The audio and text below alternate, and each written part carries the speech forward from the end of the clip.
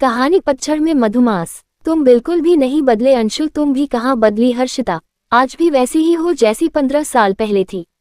अंशुल के मुंह से बेसाख्ता निकला। अच्छा, तुम्हें कैसे पता? उसने हंसते हुए अंशुल से पूछा। तो वह कुछ खोया सा मन ही मन बोला, बस मन की आंखों से देख लिया। सहसा लगा हर्षिता साकार सामने बैठी, उसकी आंखों में मन में उठे भाव पड़ती विस्मय से कह उठी, अच्छा। और फिर आहिस्ता से अपने गालों पर गिराए लिटों को अदा से कान के पीछे करती हुई जोर से हंसते हुए बोली, मन की आंखों से देखा सदा सच नहीं होता, जो खुली आंखों से देखा जाए वही प्रामाणिक, वही सत्य है। उस दिन भी वह इत्मीनान से चाय का घूंट भरती कह रही थी, तुमने देर कर दी। थोड़ा पहले प्रपोज करते तो यकीन मानो मैं तुम्हें हाँ कह देती, पर अब नहीं। जिंदगी दोबारा सोचने का एक मौका देती है, सोच लो। अंशुल के कहने पर वह मस्ती में बोली, जो सोच समझ कर किया जाए वो प्यार कहाँ एक बार मेरे लिए। उसकी आशा भरी नजरें नजरअंदाज करते हुए हर्षिता बोली, चलो तुम्हारे कहने पर दोबारा भी सोच लेती हूँ। कुछ पल के मौन के बाद आंखें मूंदी हर्षिता से उसने पूछा, तो क्या नतीजा निकला? उन्मुक्तता से हर्षिता दोनों बाहें फैलाए कह रही थी, अंशुल तुम मेरे सबसे अच्छे दोस्त और विवेक मेरा पहला और आखिरी प्यार। वह पल और मौन, अरे बोलो ना, तुम्हें कैसे पता चला कि मैं अभी भी वैसी ही हूँ? हर्षिता की आवाज पर अंशुल हड़बड़ा गया। ये क्या? वो अतीत में पहुंच गया जब उसने हर्षिता को प्रपोज किया था। उस मुलाकात का एक एक पल उसकी आंखों के सामने जस का तस ऐसा तैरा कि वह भूल ही गया कि वह हर्षिता से फोन पर बात कर रहा है।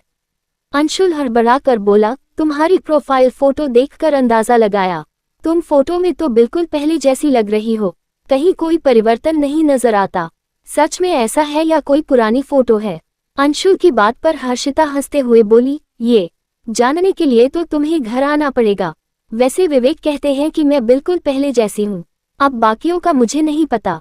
सोशल साइट का एक फायदा तो हुआ कि तुमने मुझे ढूंढ लिया। देखो कब मिलते हैं।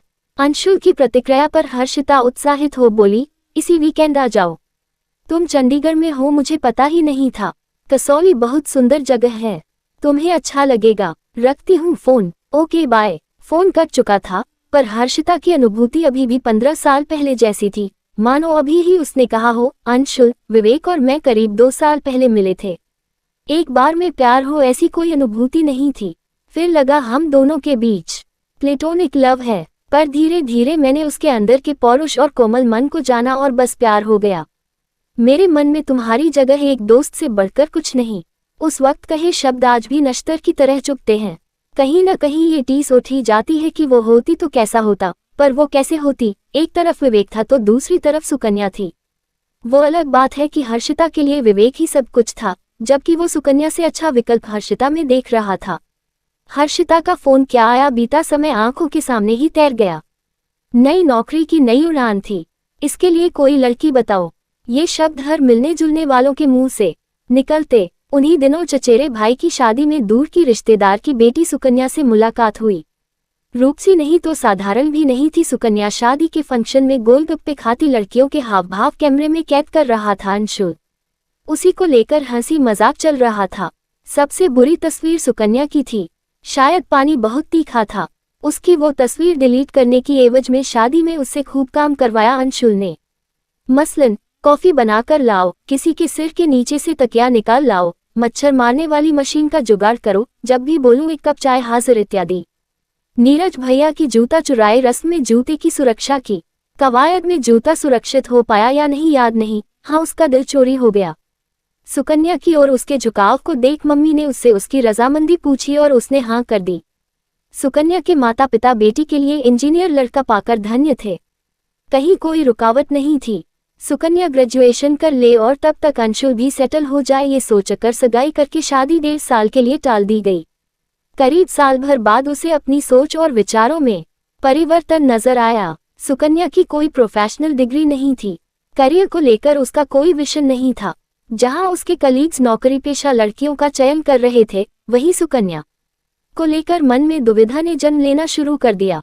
उसे अपने भीतर परिवर्तन दिखा। परिवर्तन की वजह उसकी कंपनी में आए नई एम्प्लॉय हर्षिता थी। हर्षिता की दोस्ती में पड़कर उसका दिल फिर धड़का। अब उसके विचार जीवन साथी के प्रति बदल चुके थे। नौकरी पेशा लड़की ही स्टेटस को बढ़ा सकती है, कदम से कदम मिलाकर चल सकती है। अकेले जॉब करके गृहस्थी सिर्फ घसीटी ही जा सकती है। अपने साथियों के मुंह से सुने इन चंद जुमलों ने हर्षिता के बारे में उसे गंभीरता से सोचने पर विवश कर दिया। अब उसे सुकन्या के साथ बिताए समय में उम्र विशेष में होने वाला इन्फेचुएशन नजर आता, जो उस उम्र में स्वाभाविक था। सुनो, चाय पियोगे क्या? सुकन्या की आवाज ने उसे अतीत से बाहर खींचा। हाँ हाँ, चौंकते हुए उसकी अपने वर्तमान के हुलिये पर नजर पड़ी। कल से स्कूल में स्टे बैक कर दिया है। कल्चरल वीक की तैयारी हो रही है। सच, बहुत थक जाती हूँ। सुकन्या के कहने पर कुछ ऊब से भरे भाव से उसने उसे देखा। हर्षिता की सोशल साइट पर उसकी प्रोफाइल पिक्चर के साथ HR मैनेजर लिखा था। उसी आधार पर कॉर्पोरेट कंपनी की HR मैनेजर की तुलना वह प्राइमरी स्कूल टीचर से करने लगा। सुनो, मेहिका का 10th है, सोच रही हूँ कुछ समय के लिए ब्रेक ले लूँ। छोड़ दूँ जॉब? प्राइमरी स्कूल की जॉब है, कोई मल्टीनेशनल कंपनी नहीं जो इतना सोचा जाए। छोड़ना चाहती हो तो छोड़ दो। अंशुल की तलखी ना चाहते हुए भी आवाज में उतर आई, तुम मुझे कभी मत समझना। ये कहकर सुकन्या वहां से चली गई। वह उसे रोकना भी नहीं चाहता था। शायद एकांत में एक बार फिर हर्षिता के ख्यालों में गुम होने की इच्छा ने सुकन्या की उपेक्षा की। वैसे भी उसे क्या सुने और समझे। चिढ़ होती है अंशुल को सुकन्या का स्वभाव देखकर, कोई महत्वाकांक्षा नहीं।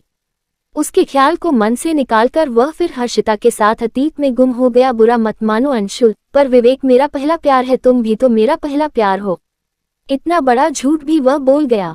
सुकन्या और उसकी सगाई की बात से हर्षिता अनजान थी। विवेक बीच में नहीं होता तो वह शायद हर्षिता को सच बताकर मना भी लेता, पर यहाँ भी शायद की भूमिका मुख्य थी। उसका पलड़ा यहाँ हल्का था, इसलिए कदम पीछे हटाना मुनासिब लगा। उसकी और हर्षिता की राहें अलग हो गईं। सुकन्या उसकी नियति बन गई। शादी के बाद लाख कोशिशों के बाद भी वह सुकन्या को कोई प्रोफेशनल ट्रेनिंग के लिए तैयार नहीं कर पाया। हाँ, उसकी इच्छा का मान रखते हुए सुकन्या पास के ही स्कूल में प्राइमरी स्कूल की शिक्षिका बन गई। समय के साथ पत्नी के वर्किंग वुमन न होने की चुभन कम हुई, मन में पड़ी गांठ भी ढीली हुई थी। सुकन्या एक सुलझी हुई पत्नी साबित हुई। बावजूद इसके जब जब वह अपने साथियों की पत्नियों के चढ़ते करियर ग्राफ को देखता, उसकी कल्पना में हर्षिता उतर आती। एक अफसोस के साथ वह सोचता, काश सुकन्या के बारे में इतनी जल्दी निर्णय न लेता, तो उसके जीवन में कोई ऐसा होता जो उसके अर्थभार को साझा करता। इस बार वीकेंड मानो लंबे अंतराल बाद आया हो। हर्षिता का मैसेज आ गया। दिए पते पर सुकन्या के साथ अंशुल कसौली पहुंचा। वहां की खूबसूरती और ठंडक में दिली सुकून के साथ हर्षिता को महसूस किया। छोटी सी खूबसूरत सरकारी कॉटेज के गेट पर ही विवेक रिसीव करने पहुंचा।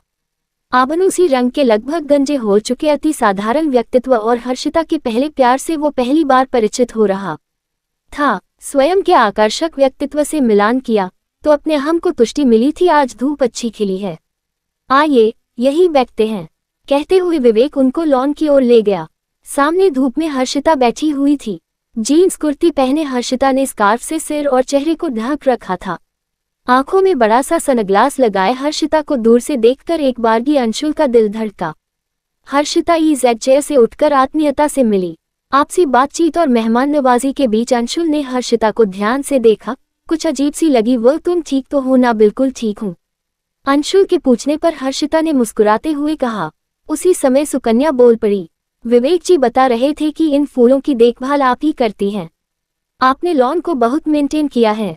हरे भरे पेड़ पौधों और रंग बिरंगी क्यारियों को देख सुकन्या प्रभावित थी, पर खुद को जरा भी मेंटेन नहीं किया।